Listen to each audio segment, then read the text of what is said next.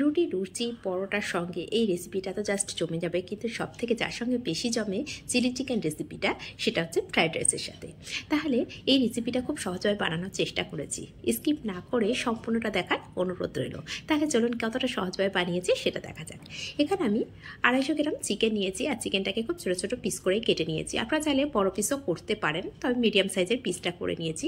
নিয়ে আগে থেকে ভালো করে ধুয়ে রেখেছিলাম, রেখে ভালো করে জলটাকেও ছড়িয়ে রেখেছিলাম। আর এখানে আমি হাড় সহ চিকেন নিয়েছি, আপনারা চাইলে বোনলেস চিকেনও নিতে পারেন। এখন ম্যারিনেট করে রেখে দেবো। তার জন্য দিয়ে দিলাম স্বাদ অনুযায়ী লবণ, 1/2 চামচ গোলমরিচ গুঁড়ো, 1 চামচ লঙ্কা গুঁড়ো, আর এখানে দিয়ে দেব 2 চামচ আদা রসুনের পেস্ট, আর দিয়ে দেবো 1টা ডিম। এখন এই উপকরণগুলো সবগুলো একটু ভালো করে মিশিয়ে নেব। আর ভালো করে মেশানো হয়ে গেলে এটাকে আমি আধ ঘন্টার জন্য রেস্টে রেখে দেব। এতে করে কী হবে, আদা রসুনের যে ফ্লেভারটা সেটা মাংসের মধ্যে খুব ভালোভাবে যাবে।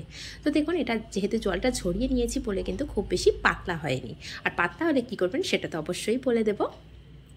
তখন আধ ঘন্টা পরে আমি ম্যারিনেট করে রেখেছিলাম। আধ ঘন্টা পরে কিন্তু নিচে দেখুন আগে থেকে কিন্তু একটু জল ছেড়ে দিয়েছি, যেহেতু চিকেনের সাথে যখন লবণ পড়েছে একটু জল ছাড়তে শুরু করে দিয়েছে। এখন দিয়ে দিলাম 2 চামচ কর্নস্টার্চ বা কর্নফ্লাওয়ার, 1 চামচ ময়দা। আর ময়দাটা এখানে বেশি পরিমাণে দিতে যাবেন না, তাহলে পাকোড়ার মতো টেস্ট এসে যাবে। সেজন্য যে হালকা একটা কোটিং হয় চিলি চিকেনের, সেটা কিন্তু হবে না। সেই জন্য চেষ্টা করবেন ময়দাটা কম ব্যবহার করতে। আর দেখুন, যেহেতু জলটা ছড়িয়ে নিয়েছিলাম বলে না, একদম শুকনো শুকনো হয়েছে। তো এটা মাখানো আমার রেডি হয়ে গেছে। সাইড করে রেখে এদিকে কড়ার মধ্যে আমি পরিমাণ মতো তেল দিয়ে তেলটাকে গরম করে নিয়েছি। এখন একে একে পকোড়াগুলো দিয়ে দেবো।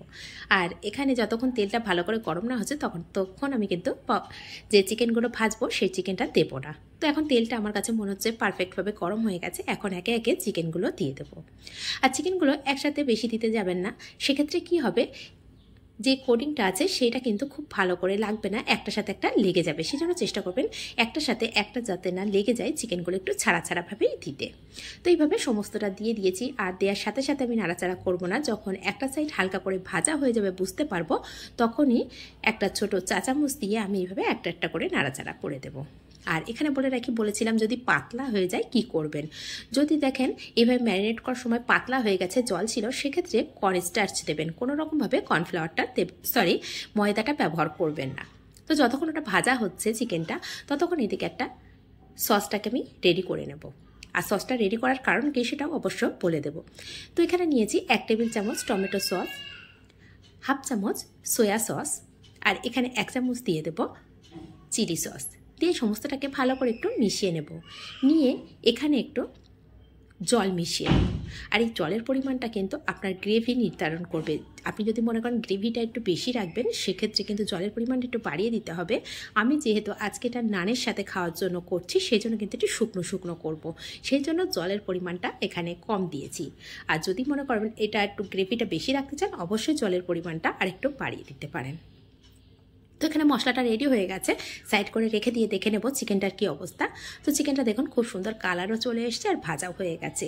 আর ফ্লেমটা কিন্তু মিডিয়ামে রেখেছিলাম, রেখে ভাজা করেছি। এতে করে কি হবে, চিকেনটা খুব ভালোভাবে ভাজা হয়ে যাবে। তো কত সুন্দর কালার এসেছে। এটাকে সাইড করে রেখে দিয়ে বাকি যেগুলো আছে সেগুলো ঠিক একইভাবে ভাজা করে নেব। তো ভাজা করা হয়ে গেলে এখন এটাকে একটা ভেঙে দেখিয়ে দিচ্ছি। দেখুন শুধু কালারটা সুন্দর আসেনি, কত সুন্দরভাবে সিদ্ধ হয়ে গেছে সেটাও দেখিয়ে দিচ্ছি।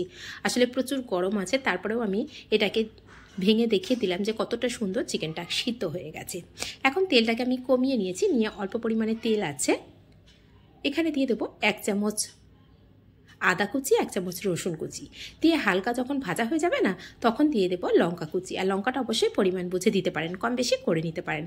আর এটা কিন্তু একদম হাই ফ্লেমে করতে হবে, যেহেতু চাইনিজ রান্না একটু হাই ফ্লেমেই হয়।